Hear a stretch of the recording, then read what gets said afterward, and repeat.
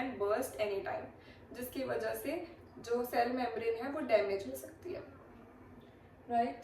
Now stable cavitation, what is happening here is the tiny bubble here, okay. जब भी ultrasonic waves उसके through pass कर रही हैं, ये बबल क्या कर रहा है, it is expanding and contracting. जब बबल कॉन्ट्रैक्ट करेगा it will pull the cell membrane towards itself, okay. And जब वो एक्सपैंड करेगा it will push down the cell membrane away from itself.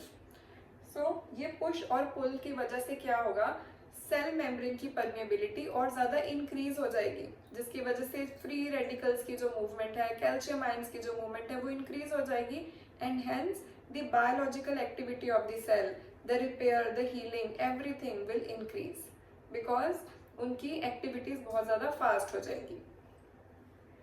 Now comes the unstable one. Unstable में क्या हो रहा है, अगर हम अल्ट्रासोनिक हेड को मूव ही नहीं कर रहे हैं, एक ही हमने पोजीशन पे उसको रखा है, या फिर हम बहुत ज़्यादा हाई फ्रीक्वेंसी को यूज़ कर रहे हैं इन द अल्ट्रासाउंड, तो क्या होगा, ये बबल को बहुत ज़्यादा हाई एनर्जी मिलेगी एंड ये एक्सपैंड ही होता जाएगा, और इतना एक्सपैंड हो जाएगा कि ये बर्स्ट हो जाएगा। जब ये बबल कोलैप्स होगा तो जो सेल मेम्ब्रेन है उसके एडजॉइनिंग, ये उसको डैमेज कर देगा।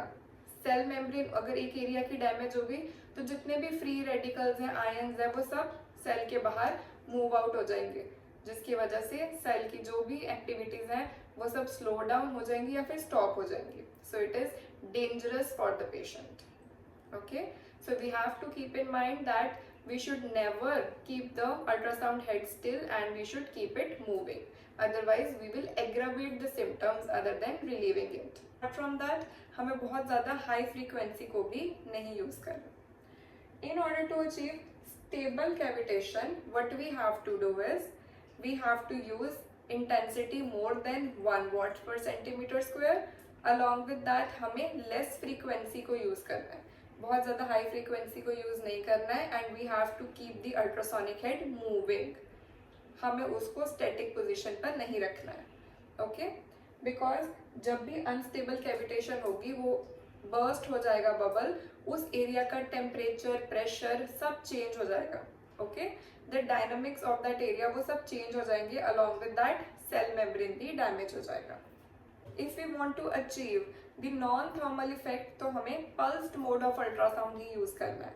अगर हम कॉन्टिन्यूस मोड यूज कर रहे हैं then we are looking out for the thermal effect, उसमें नॉन थर्मल इफेक्ट्स प्रोड्यूस नहीं होंगे, सिर्फ थर्मल इफेक्ट्स ही प्रोड्यूस होंगे ऑफ द अल्ट्रासाउंड।